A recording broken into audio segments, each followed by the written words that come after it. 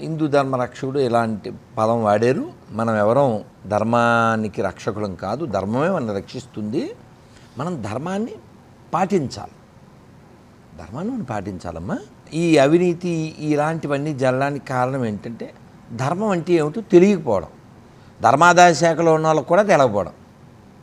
ఇప్పుడు దేవుడి సొమ్ము తింటే పాపం, ఇది కామన్గా తెలిసిన విషయం.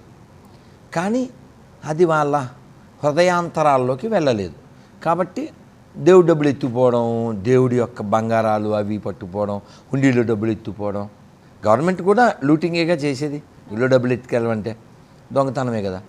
హిందువులు ఐక్యత లేకపోవడం, ధర్మం పట్ల నిష్ట లేకపోవడం వల్ల ఏ గవర్నమెంట్ వచ్చినా దేవాలయాన్ని లూటీ చేస్తుంది. కొన్ని చోట్ల నాశనాలు, కొన్ని చోట్ల ఎవరిని పడితే వాటిని గుళ్ళో పెట్టేసేసి ధర్మానికి దైవానికి అపచారాలు రకరకాలుగా చేసేస్తున్నారు. కాబట్టి మనం ఎదిగిదాం, మనం ఎదిగితే ధర్మాన్ని మనం కాపాడచ్చు, ధర్మానికి మనం ఏమైనా చేయొచ్చు, ధర్మం విషయంలో కొన్ని అడుగులు ముందుకు వేయచ్చు. దేవాలయం ఆధారంగా బోధ జరగాలి, ఇళ్లల్లో బోధ జరగాలి, స్కూల్లో బోధ జరగాలి.